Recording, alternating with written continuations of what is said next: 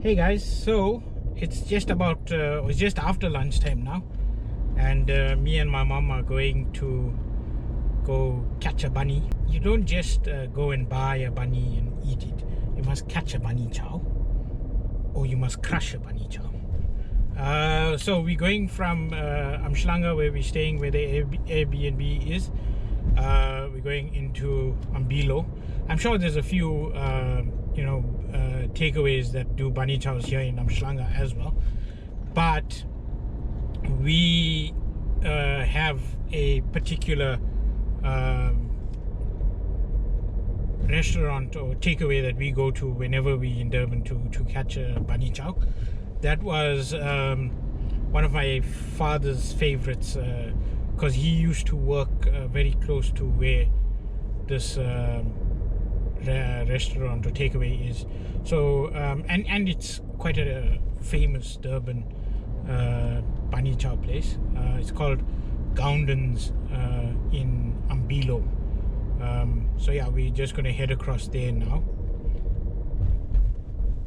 Like I said, my dad used to work just down the road from where this takeaway is, so he would pick us up from the library sometimes on his route, and then we'd go into town to drop the truck back off, and then on the way out from his bakery, we'd stop at this bunny place, and we'd get bunny chows, and then we'll go to like the Durban Botanical Gardens and we'll have lunch. That was our Saturday routine every second Saturday.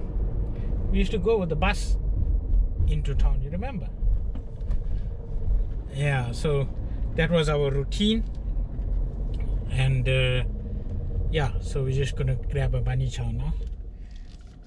So yeah, the bunny chow, I mean, not only does it have a long-rooted history with us, and it has memories for us, but also if you're in Durban, it's one of the things you have to do. It's a Durban invention that's actually now actually going across the world. You'll find bunny chows in like London, and I've seen them advertised for bunny chows in London when I was there. And some of the top restaurants in the world will sell you like a what do they call, a luxury bunny chow. But it originated in Durban. There's actually, well, there's almost two origin stories to it. For the longest time, we were told the story that bunny chows were convenient packaging methods. So it's curry inside a half loaf or a quarter loaf of bread, and it's wrapped up in paper, and the salad is in a small packet on the side, and you take that away and you go eat it on the bonnet of your car or wherever you want to, and it's convenient that way. So the story we've always been told is that it's a food that was born out of necessity, and with the laborers working hard work, whether it be in the sugarcane fields or in the different industries that was being built in Durban. The bunny chow was sort of a convenient method to sell people lunch, and for people to carry their lunch and go with them. So yeah, that was the story we were almost told and grew up knowing. And then more recently, I read an article that said the bunny chow was actually a later invention than we think. So it could have come, in the late 40s and early 50s in Durban. And why it was invented was because in segregated South Africa, you would actually have restaurants that served only white people, but the kitchens would be manned by Indian chefs. So there would be Indian chefs cooking, Indian curries, Indian Durban style curries, and serving them to the clients. But the clients that they could serve in the restaurants were only white people, because of the segregated history of South Africa at the time. So what these restaurant workers would do is actually make bunny chows, which was the bread and the curry, wrap them up and actually pass them out to Indian customers, out the back door almost. So while the Indian people of Durban enjoyed eating bunny chows, they couldn't really sit down in these restaurants and eat them, so they had to get served almost in a different way, and that was part of the need that actually made bunny chows more popular. It's got a bittersweet connotation to it, in that it does talk to the history of our country. I mean, even us as Indians, we came to South Africa because we were indentured laborers. So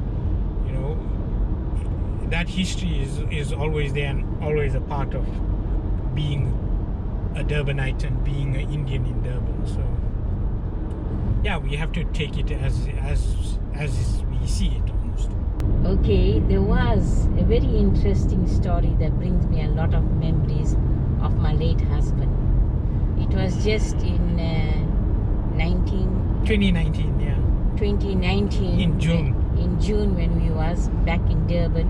Yeah, the last time. Whenever we're in Durban, it's our bunny chow. And it was their dad's favorite place. As usual, when we was in Durban, I used to take the children to the library in the bus, and then he used to collect us with his driving truck. Bibi used to drive the truck for Bibi, and that was his favorite spot to buy us bunny chows. But just before his death in 2019, in the month of November, the story that came up just that year. Yeah, just that year. He used to get up very early and leave home at 3 in the morning, because the delivery already starts at 4 in the morning. So I used to prepare some lunch in the night for him to take, and then he used to feel, oh, it's getting cold, it's from the fridge. And then some days, like non-fasting day, like on a Wednesday or so, I say, don't worry about lunch, you can sleep till the morning, and it doesn't matter, you making lunch. Then eventually, when we sat down to eat our bunny when we was the last time in Durban in June, he says to me, the next time when you come to Durban, you had to eat this fish curry that they prepare it. Too nice, better than you, 100%. And then I said, but so that's the reason why you shouldn't take lunch from home. He says, yes, I kept a secret for long. And not knowing that was his last visit and his last words, the secret of long life did come out eventually. What is the secret? Don't take lunch from your wife and tell her that you are helping her out by not having to get up. Yeah. Okay, so this road that we're just passing, I used to walk every morning to get to the taxi to go up to university. So this is Soldiers Way, and we would get dropped off with our taxi, I think just a couple streets down, and we had to walk, I think 5 or 6 blocks to get to the other taxi, down this road and into the workshop, and then through the workshop and out on the other side, and the taxis would pick us up there. So it's actually not the safest road to walk down. When I was going to university, I mean, we'd hear a lot of stories about people getting mugged, and I was like, yeah, you know, I walk down that road every day, so it's fine. And I think the one day I got dressed up to get my university photo done. So it was, you know, close to the end of the year, and we were doing our class photos for the university. So I had to wear like a formal shirt and pants and a tie. Walking down Soldiers Way, just as I get into the workshop, the robot changes for the pedestrian traffic, and I'm all alone on the side waiting to cross the road, and two guys come, and immediately their hands are in my pocket, and there's a knife on my chest, and they're like, give us your wallet and give us your money and your cell phone. But I mean, at the time we were still in university, so you know, there was not much to be had anyway. But I had my final year project on a disc. It was a 256 meg flash drive, which was massive at the time, but yeah, now it's not that big. So my whole project was on that flash drive. I was like, no, I can't give you all the stuff, because this is you know, my whole semester's work on a flash drive. And I just kept my hands in my pocket, and then eventually some guys from across the way, you know, shouted, and they're like, hey, what's going on there? And the guys left me alone. But my shirt was torn, and I had like 5 buttons missing, so and it was too late to turn around and go home and change and go back. It was like, yeah, 3 taxi rides that, you know, that would have meant I would have missed the photos anyway.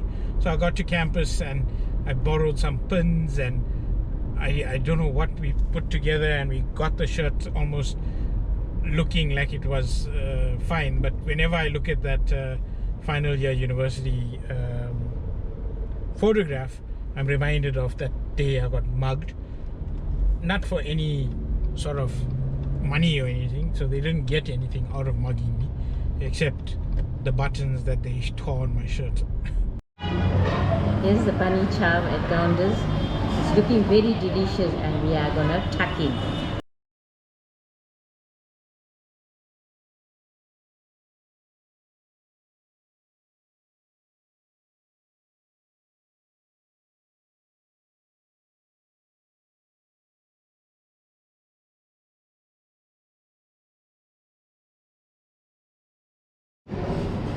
Okay guys, so here's the quarter bunny, and my mom's quarter bunny. 75 bucks for a quarter mutton. So yeah, we're gonna tuck in now. Yeah, this is an unmissable Durban experience, so make sure you come through and try it out. Okay guys, there you go, quarter mutton crushed. My mom is still eating, she's struggling a little bit. I don't know if you can see me. Bunny was hot, so sweating through my nose and everything. Yeah, it's been a while, but yeah, Durban heat is some other hot. And then, like, this is the staple like through the year. So like when it's 40 degrees, people will come and sit and eat this hot food. I don't know how they actually manage it, eh? But yeah, this is what we used to do when we were kids. Anyway, that was our bunny adventure, and it's almost over. My mom will ask for a doggy bag, and then we can go back to the Airbnb. Oh, I almost forgot that with any bunny you have to have a Coke, otherwise it's not complete.